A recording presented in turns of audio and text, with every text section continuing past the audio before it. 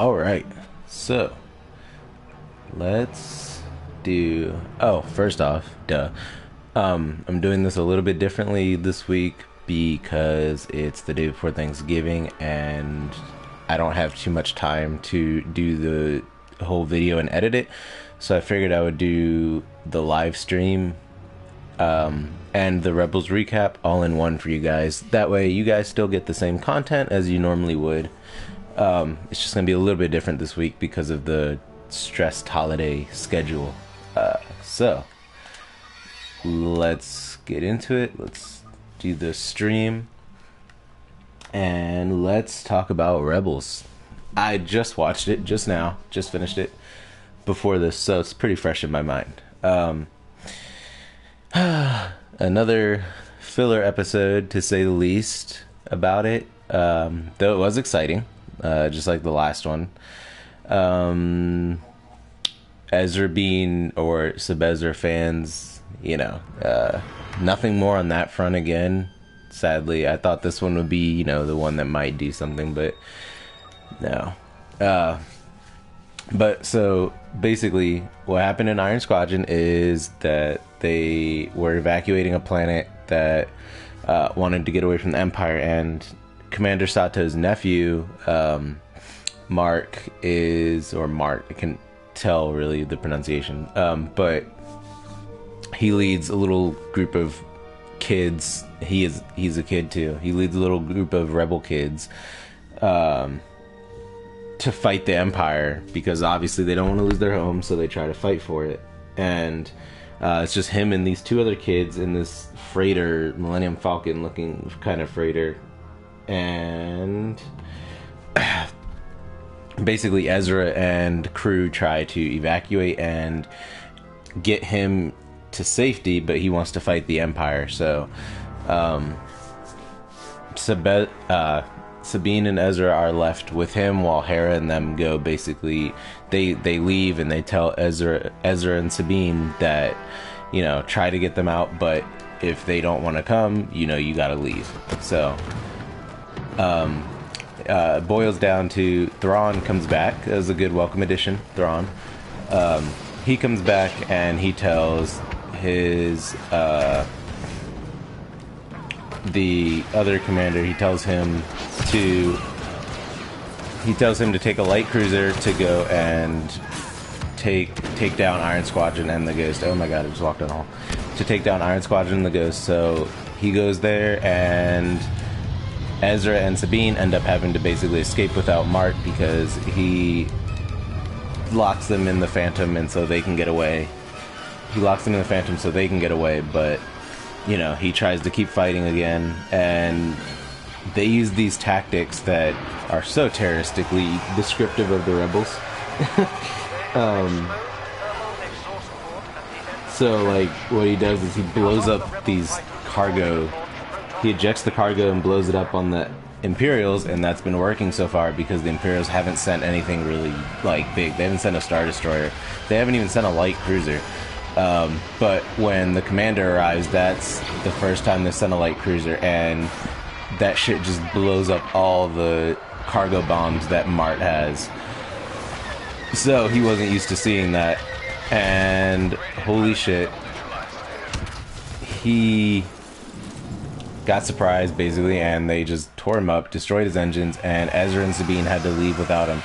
On a side note, you know, tough decision for Ezra this time around. I was wondering honestly if he was going to go back right then and there for them, or if he was going to leave, but he actually left, and freaking I was so surprised because Ezra actually made the decision to leave instead of go back. Now if that was Sabine, I'm pretty sure Ezra would have went back. I'm almost positive. So don't want to count on that way too much. But yeah, sorry for the interruptions. I'm trying to get the stream on my computer to actually show up.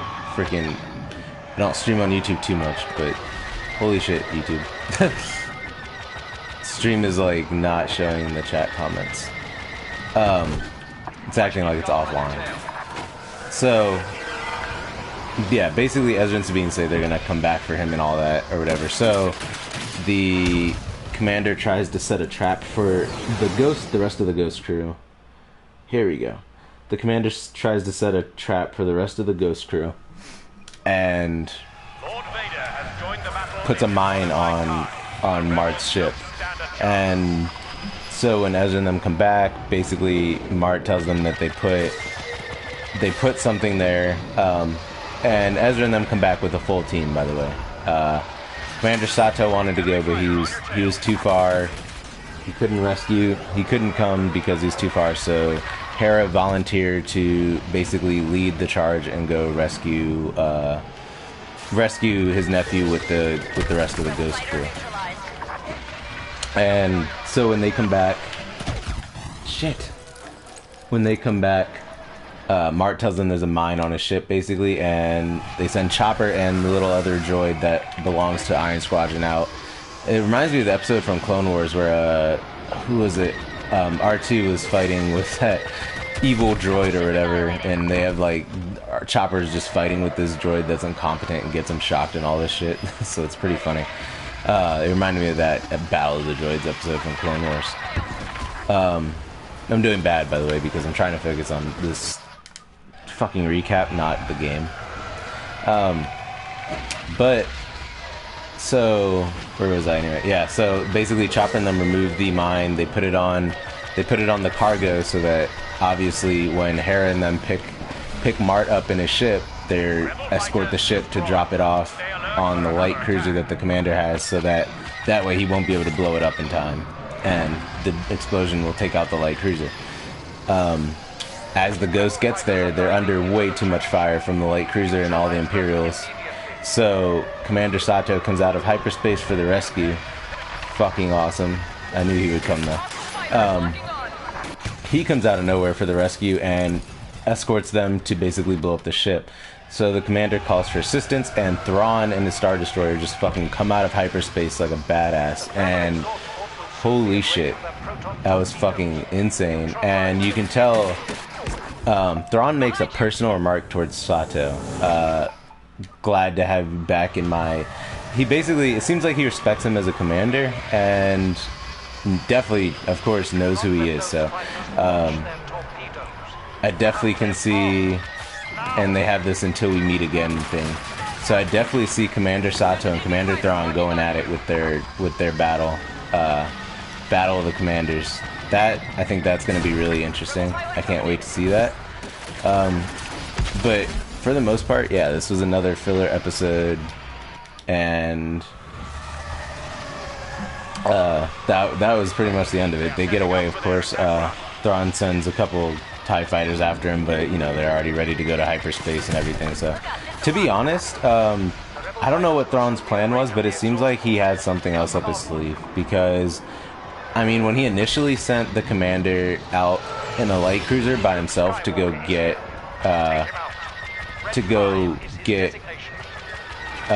Ghost crew and Iron Squadron, when he sent him out by himself, I swear I thought Thrawn already had that in mind to basically jump through hyperspace and intercept them and basically take them hostage or whatever. I thought that was Thrawn's plan, to be honest. I thought he was just using the Commander as a distraction or scapegoat. But it didn't seem like that was the plan, because he didn't come until the Commander called for assistance, and all the rebels got away. So it doesn't seem like that was Thrawn's plan. I don't know, but it still seemed for Thrawn like everything is going according to his plan. So I don't know what he has planned, but it definitely does seem like Thrawn has something else up his sleeve. So that's going to be interesting to see. I don't know, maybe he put like a tracker on, I don't know. See, fuck. He didn't do anything that would make me think that it went according to his plan, but you know, he seems confident, so let's just go with that. Confidence is always a winner. But yeah, so that was the end of the episode. Like I said, mostly that episode was just a filler episode for the most part. So, I mean, besides like the whole Thrawn and Commander Sato interaction, I would say that was all a filler episode, because at the end of the day, nothing really got advanced between anyone's plots. If Thrawn turned out to have put a tracker on them or something like that, then, you know, that's cool. But so far it just seems like another filler episode. And no, of course, no Sebezra or Ezra Bean action, so none of that either. As far as my review of it goes, I think it was a good episode. Kept me interested, surprisingly, like, not in the action sense, but it felt heartfelt. You got to see definitely a more human side of Commander Sato, as far as, like, he cared about his nephew and stuff like that, so you got to see a more human side of him, and you got to see more of Ezra actually making, like, decisions, smarter decisions, not reckless decisions. So that surprised me as well. Those are a couple good things about the episode. I don't know how big of a character Mart is going to be in the show. Probably not really, and it's probably like Wedge Antilles. It's just going to be kind of a featurette thing for this episode only. But I mean, overall, it kept me interested. I actually liked it. It was kind of intense. It had this not really actiony feeling, but it definitely had this suspense feeling when I was watching it the whole time. It definitely gave me a feeling of suspense when, you know, the whole thing was playing out with the light cruiser, and then Thrawn popped out. It definitely gave me that suspenseful feeling, and that was good. I liked that. So I would give this episode a pretty good, solid, like 8 out of 10. I'm just tired of fillers. That's really all. I'm just tired of fillers. But yeah, the episode I'd say it was good, so, you know. But I think that's it. Is a really short Rebels recap and review for the most part, I guess, compared to my normal. There's not, like I said, it's a filler episode, so there's not really too much to discuss as far as discussions go, because I was going to do the discussion as well.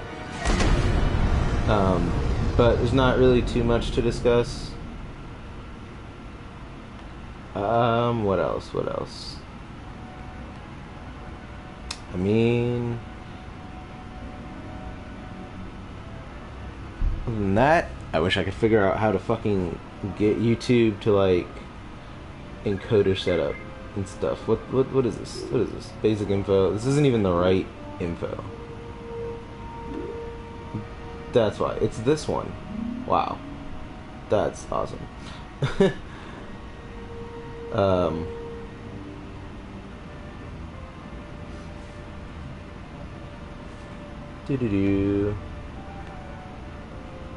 Slate insertion. But yeah, so